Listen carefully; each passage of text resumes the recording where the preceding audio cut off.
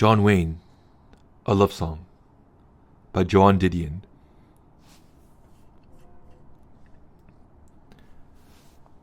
In the summer of 1943, I was 8, and my father and mother and small brother and I were at Peterson Field in Colorado Springs.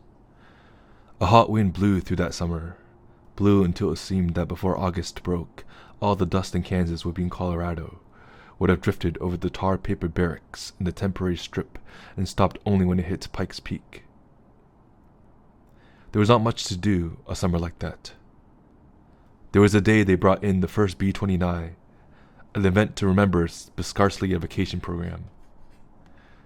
There was an officers' club, but no swimming pool. All the officers' club had of interest was artificial blue rain behind the bar. The rain interested me a great deal, but I could not spend the summer watching it. So we went, my brother and I, to the movies. We went 3 and 4 afternoons a week, sat on folding chairs in the darkened Quonset hut which served as a theater. And it was there, that summer of 1943, while the hot wind blew outside, that I first saw John Wayne. Saw the walk, heard the voice. Heard him tell the girl in a picture called War of the Wildcats that he would build her a house at the bend in the river where the cottonwoods grow. As it happened, I did not grow up to be the kind of woman who is the heroine in a Western. And although the men I have known have had many virtues and have taken me to live in many places I have come to love, they had never been John Wayne, and they had never taken me to the bend in the river where the cottonwoods grow. Deep in that part of my hearts where the artificial rain forever falls, that is still the line I wait to hear.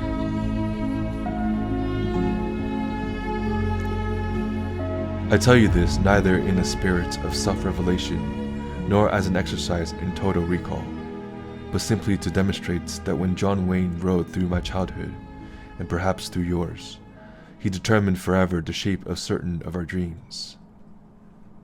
It did not seem possible that such a man could fall ill, could carry within him that most inexplicable and ungovernable of diseases. The rumor struck some obscure anxiety, threw our very childhoods into question. In John Wayne's world, John Wayne was supposed to give the orders. "Let's ride," he said, and "Saddle up," "Forward, Hope," and "A man's gotta do what he's gotta do." "Hello there," he said when he first saw the girl, in a construction camp or on a train or just standing around on the front porch waiting for somebody to ride up through the tall grass. When John Wayne spoke, there was no mistaking his intentions. He had a sexual authority so strong that even a child could perceive it. And in a world we understood early to be characterized by venality and doubt and paralyzing ambiguities, he suggested another world, one which may or may not have existed ever, but in any case existed no more, a place where a man could move free, could make his own code and live by it. A world in which, if a man did what he had to do, he could one day take the girl and go riding through the draw and find himself home free, not in a hospital with something going wrong inside, not in a high bed with the flowers and the drugs and the forced smiles, but there at the bend in the bright river, the cottonwoods shimmering in the early morning sun. Hello there. Where did he come from, before the tall grass? Even his history seemed right, for it was no history at all, nothing to intrude upon the dream. Born Marion Morrison in Winterset, Iowa, the son of a druggist. Moved as a child to Lancaster, California, part of the migration to that promised land sometimes called the west coast of Iowa. Not that Lancaster was the promised fulfilled. Lancaster was a town on the Mojave where the dust blew through. But Lancaster was still California, and it was only a year from there to Glendale, where desolation had a different flavor. Antimacassars among the orange groves, a middle-class prelude to forest lawn. Imagine Marion Morrison in Glendale, a Boy Scout, then a student at Glendale High, a tackle for USC, a Sigma Chi. Summer vacations, a job moving props on the old Fox lot. There, a meeting with John Ford, one of the several directors who were to sense that into this perfect mold might be poured the inarticulate longings of a nation wondering at just what pass the trail has been lost. "Damn it," said Raoul Walsh later. "The son of a bitch looked like a man." And so after a while, the boy from Glendale became a star. He did not become an actor, as he had always been careful to point out to interviewers. "How many times I gotta tell you, I don't act at all. I react." But a star, and the star called John Wayne, would spend most of the rest of his life with one or another of those directors, out on some forsaken location, in search of the dream. Out where the skies are a trifle bluer, out where friendship's a little truer, that's where the West begins. Nothing very bad could happen in the dream, nothing a man could not face down. But something did. There it was, the rumor, and after a while the headlines. "I licked a big C," John Wayne announced, as John Wayne would, reducing those outlaw sounds to the level of any other outlaws. But even so, we all sensed that this would be the one unpredictable confrontation, the one shootout Wayne could lose. I have as much trouble as the next person with illusion in reality, and I did not much want to see John Wayne when he must be, or so I thought, have some trouble with it himself. But I did, and it was down in Mexico when he was making the pictures his illness had so long delayed, down in the very country of the dream. It was John Wayne's 165th picture. It was Henry Hathaway's 84th. It was number 34 for Dean Martin, who was working off an old contract to Hall Wallace, for whom it was independent production number 65. It was called The Sons of Katie Elder, and it was a Western, and after the 3-month delay they had finally shot the exteriors up in Durango, and now they were in the waning days of interior shooting at East Studio Churubusco outside Mexico City, and the sun was hot and the air was clear, and it was lunchtime. Out under the pepper trees, the boys from the Mexican crew sat around sucking caramels, and down the road some of the technical men sat around a place which served a stuffed lobster and a glass of tequila for $1 American. But it was inside the carnivorous empty commissary where the talents sat around, the reasons for the exercise, all sitting around the big table picking at huevos con queso and carta blanca beer. Dean Martin, unshaven. Mac Gray, who goes where Martin goes. Bob Goodfried, who was in charge of Paramount publicly and who had flown down to arrange for a trailer and who had a delicate stomach. "Tea and toast," he warned repeatedly. "That's the ticket. You can't trust the lettuce." And Henry Hathaway, the director, who did not seem to be listening to Goodfried. And John Wayne, who did not seem to be listening to anyone. "This week's gone slow," Dean Martin said for the 3rd time. "How can you say that?" Mac Gray demanded. "This week's gone slow. That's how I can say it." "You don't mean you want it to end?" "I'll say it right out, Mac. I want it to end. Tomorrow night I shave this beard. I head for the airport. I say, adios amigos. Bye-bye, muchachos." Henry Hathaway lit a cigar and patted Martin's arm fondly. "Not tomorrow, Dino." "Henry, what are you planning to add? A world war?" Hathaway patted Martin's arm again and gazed into the middle distance. At the end of the table, someone mentioned a man who, some years before, had tried unsuccessfully to blow up an airplane. "He's still in jail," Hathaway said suddenly. "In jail?" Martin was momentarily distracted from the question whether to send his golf clubs back with Bob Goodfried or consign them to Mac Gray. What's he in jail for if nobody got killed? Attempted murder, Dino, Hathaway said gently. A felony. You mean some guy just tried to kill me, he'd end up in jail? Hathaway removed the cigar from his mouth and looked across the table. Some guy just tried to kill me, he wouldn't end up in jail. How about you, Duke? Very slowly, the object of Hathaway's query wiped his mouth, pushed back his chair, and stood up. It was the real thing, the authentic article, the move which had climaxed 1,000 scenes on 165 flickering frontiers and phantasmagoric battlefields before, and it was about to climax this one, in the commissary at East Studio Churubusco outside Mexico City. Right, John Wade drawled. I'd kill him. Almost all the cast of Katie Elder had gone home that last week. Only the principals were left. Wayne and Martin and Earl Hollyman and Michael Anderson Jr. and Martha Heyer. Martha Heyer was not around much, but every now and then someone referred to her usually as the girl. They had been together 9 weeks, 6 of them in Durango. Mexico City was not quite Durango. Wives liked to come along to places like Mexico City, liked to shop for handbags, go to parties at Mer Auberon Paglier's, liked to look at her paintings. But Durango, the very name hallucinates. Man's country, out where the West begins. There have been ahuette trees in Durango, a waterfall, rattlesnakes. There have been weather, nights so cold that they had postponed 1 or 2 exteriors until they could shoot inside at Churubusco. It was the girl, they explained. You couldn't keep the girl out in cold like that.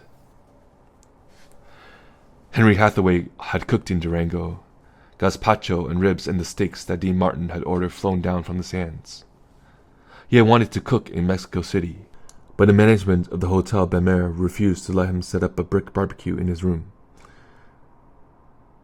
You really missed something, Durango, they would say, sometimes joking and sometimes not, until it became a refrain Eden lost.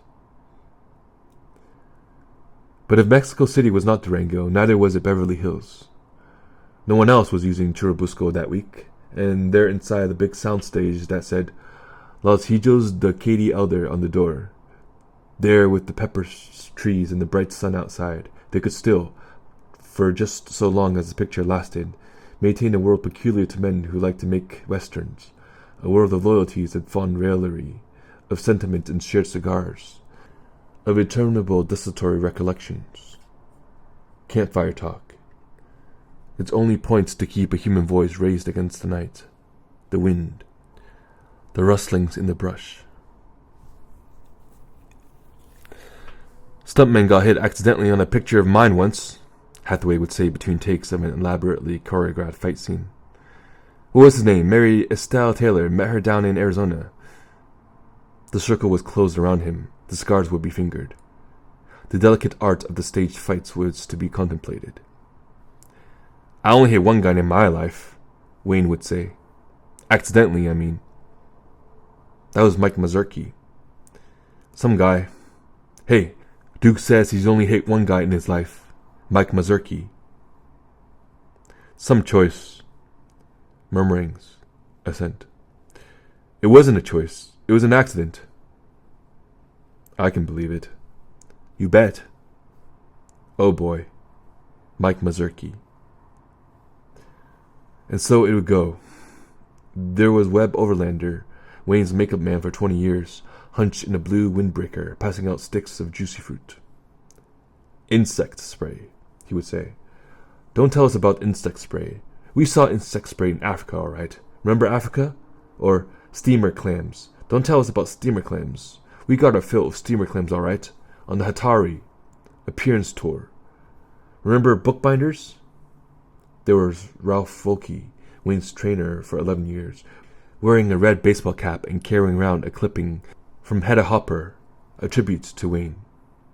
This Hopper some lady, he would say again and again. Not like some of these guys. All they write is sick, sick, sick. How can you call that guy sick when he's got pains, coughs, works all day, never complains? That guy's got a best hook since Dempsey, not sick. And there was Wayne himself, fighting through number 165. There was Wayne in his 33-year-old spurs, his dusty neckerchief, his blue shirt. You don't have too many worries about what to wear in these things, he said. You can wear a blue shirt, or, if you're down in Monument Valley, you can wear a yellow shirt. There was Wayne in a relatively new hat, a hat which made him look curiously like William S. Hart. I had this old cavalry hat I loved, but I lent it to Sammy Davis. I got it back. It was unwearable. I think the gal pushed it down on his head and said, "Okay, John Wayne." You know, a joke. There was Wayne working too soon, finishing the picture with a bad cold and racking cough, so tired by late afternoon that he kept an oxygen inhaler on the set. And still nothing mattered but the code. "That guy," he muttered of a reporter who had incurred his displeasure. "I admit I'm balding. I admit I got a tie around my middle. What man 57 doesn't? Big news. Anyway, that guy." He paused, about to expose the heart of the matter, the root of the distaste, the fracture of the rules that bothered him more than the alleged misquotations, more than the imitation that he was no longer the Ringo Kid. He comes down, uninvited, but I asked him over anyway, so we're just sitting around drinking mezcal out of a water jug. He paused again and looked meaningfully at Hathaway, readying him for the unthinkable denouement. He has to be assisted to his room. They argued about the virtues of various prize-fighters. They argued about the price of J&B in pesos. They argued about dialogue. As rough a guy as he is, Henry, I still don't think he raffled off his mother's Bible. I like a shocker, Duke. They exchanged endless training table jokes. You know why they call this memory sauce? Martin asked, holding up a bowl of chili. Why? Because you remember it in the morning. Hear that, Duke? Hear the why they call this memory sauce? They delighted one another by blocking out minute variations in the free-for-all fight, which is a set piece in Wayne's pictures. Motivated or totally gratuitous, the fight scene has to be in the picture, because they so enjoy making it. Listen, this'll be really funny. Duke picks up the kid, see, and then it takes both Dino and Earl to throw him out the door. How's that? They communicated by sharing old jokes. They sealed their camaraderie by making gentle, old-fashioned fun of wives, those civilizers, those tamers. So Senora Wayne takes it into her head to stay up and have one brandy. So for the rest of the nights it's, "Yes, Pilar, you're right, dear. I'm a bully, Pilar. You're right. I'm impossible." You hear that? Duke says Pilar threw a table at him. "Hey, Duke, here's something funny. That finger you hurt today. Get the doc to bandage it up. Go home tonight. Show it to Pilar. Tell her she did it when she threw the table. You know, make her think she was really cutting up." They treated the oldest among them respectfully. They treated the youngest fondly. "You see that kid?" they said of Michael Anderson, Jr. "What a kid." "He don't act. It's right from the heart," said Hathaway, patting his heart. "Hey, kid," Martin said. "You're going to be in my next picture. We'll have the whole thing, no beards. The striped shirts, the girls, the hi-fi, the eye lights." They ordered Michael Anderson his own chair, with Big Mike tooled on the back. When it arrived on the set, Hathaway hugged him. "You see that?" Anderson asked Wayne, suddenly too shy to look him in the eye. Wayne gave him the smile, the nod, the final accolade. "I saw it, kid."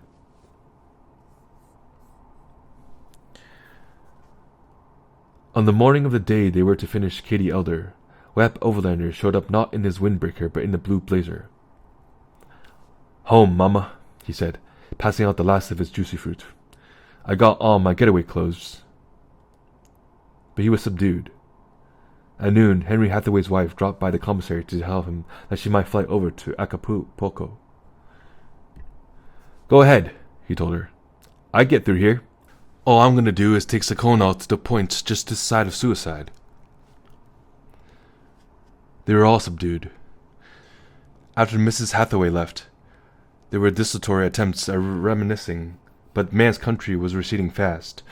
They were already halfway home, and all they could call up was the 1961 Bel Air fire, during which Henry Hathaway had ordered the Los Angeles Fire Department off his property and saved the place himself by, among other measures, throwing everything flammable into the swimming pool. "Those fire guys might have just given it up," Wayne said. "Just let it burn." In fact, this was a good story, and one incorporating several of their favorite themes. But a Bel Air story was still not a Durango story. In the early afternoon they began the last scene, and although they spent as much time as possible setting it up, the moments finally came when there was nothing to do but shoot it. "Second team out, first team in, doors closed," the assistant director shouted one last time. The Standings walked off the set. John Wayne and Martha Heyer walked on. "All right, boys. Silencio, this is a picture." They took it twice. Twice the girl offered John Wayne the tattered Bible. Twice John Wayne told her that there's a lot of places I go where that wouldn't fit in. Everyone was very still. And at 2:30 that Friday afternoon, Henry Hathaway turned away from the camera, and in the hush that followed he ground out his cigar in a sand bucket. "Okay," he said. "That's it." Since the summer of 1943, I had thought of John Wayne in a number of ways. I had thought of him driving cattle up from Texas and bringing airplanes in on a single engine. Thought of him telling the girl at Alamo that republic is a beautiful word. I had never thought of him having dinner with his family and with me and my husband in an expensive restaurant in Chapultepec Park. But time brings odd mutations. And there we were, one night that last week in Mexico. For a while it was only a nice evening, an evening anywhere. We had a lot of drinks, and I lost the sense that the face across the table was in certain ways more familiar than my husband's. And then something happened. Suddenly the room seemed suffused with a dream, and I could not think why. 3 men appeared out of nowhere, playing guitars. Pilar Wayne leaned slightly forward, and John Wayne lifted his glasses almost imperceptibly toward her. "We'll need some Pouilly Fussé for the rest of the table," he said, "and some red Bordeaux for the Duke."